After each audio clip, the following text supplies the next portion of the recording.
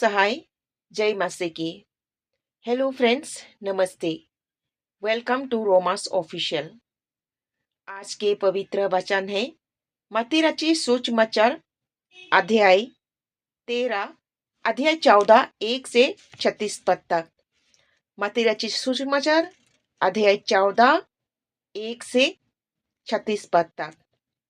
विषय में है यूहन्ना बपतिस्मा देने वाले के हत्या। उस समय चौथाई देश के राजा हेरोदेस ने यीशु की चर्चा सुनी और आपने सेवक से कहा, यो यूहन्ना बपतिस्मा देने वाला है, यो मेरे हुए में से जीव उठा है, इसीलिए उससे समर्थ के काम प्रकट होते हैं। क्योंकि हेरोदेस ने अपने भाई फिलिपुस को पत्नी हेरोदियास के कारण यूहन्ना को पकड़वा कर बांधा और जेल खाने में डाल दिया था, क्योंकि यूहन्ना ने उससे कहा था कि उसको रखना तेरे लिए उचित नहीं है। इसीलिए वो उससे मार डालवाना चाहता था, पर लोगों से डरता था, क्योंकि वे उसे भविष्यद्वक्ता मानते थे।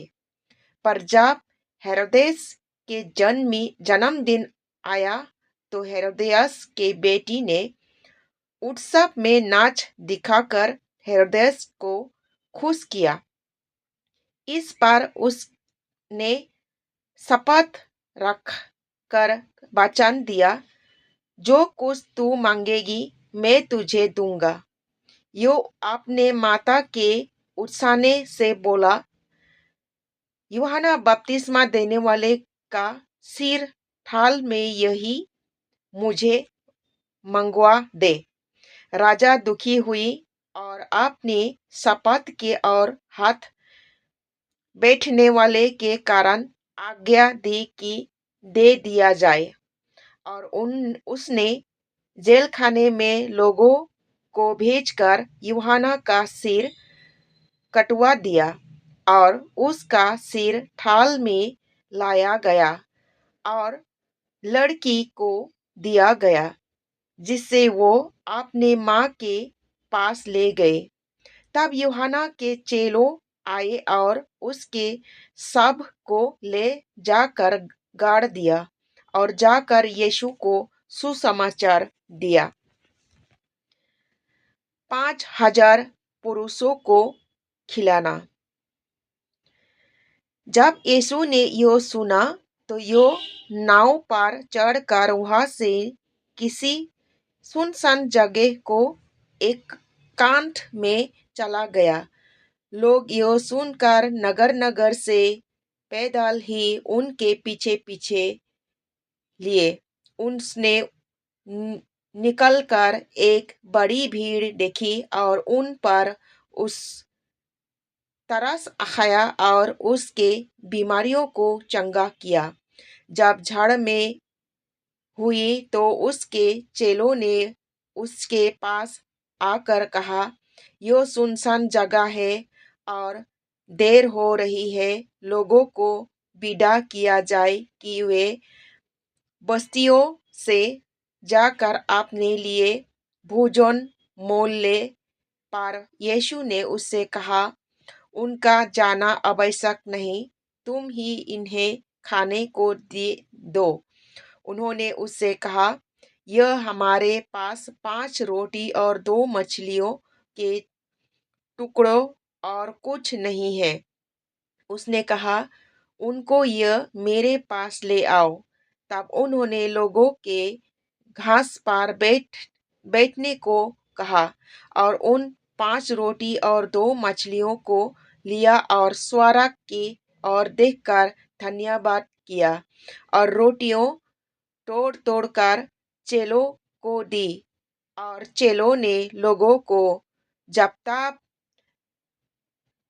खाकर तृप्त हो गए तो चेलों ने बचे हुए टुकड़ों से भरी हुई 12 टुकड़ियां उठाए और खाने वाले स्त्रियों और बालकों को छोड़कर 5,000 पुरुष के लगभग थे।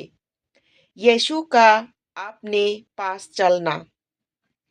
तब उसने तुरंत अपने चेलों को नाव पर चढ़ाने के लिए विवश किया कि वे उससे पहले पार चल जाए जब तक वो लोगों को भी बात करे।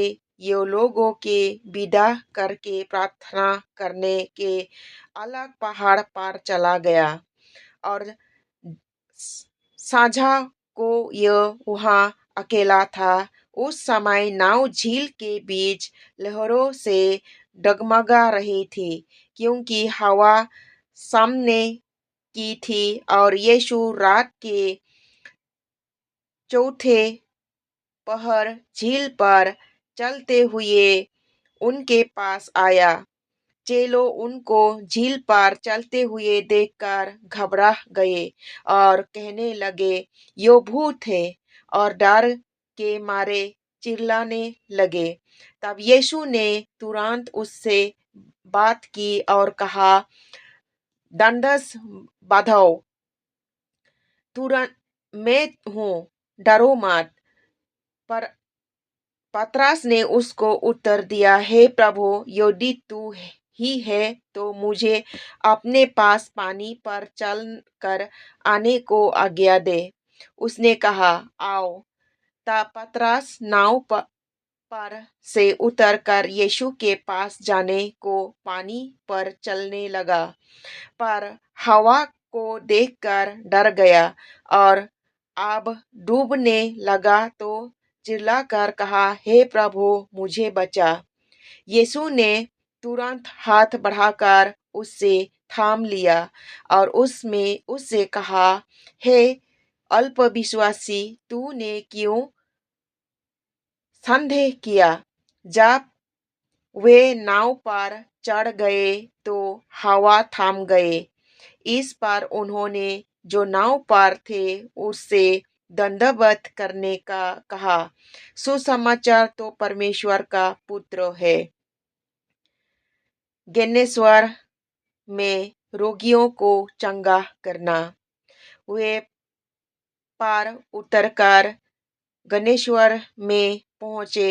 वहां के लोगों ने उसे पहचान लिया और आसपास के सारे देश में सुसमाचार भेजा और सब बीमारियों को उसके पास लाए और उसने विनती करने लगे और वो उन्हें अपने वस्त्रों के आंचल ही की छूने दी और जिन्होंने उसके छुआ वो चांगे हो गई। यही परमेश्वर के वचन है। आमीन।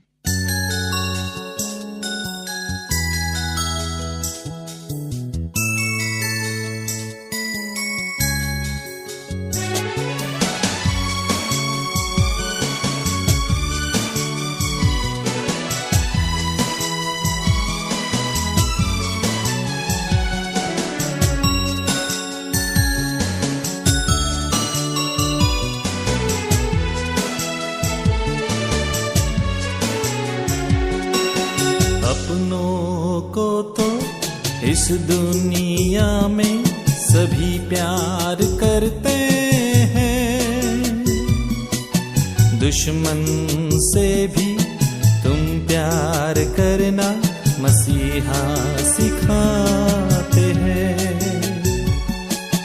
अपनों को तो इस दुनिया में सभी प्यार करते हैं, दुश्मन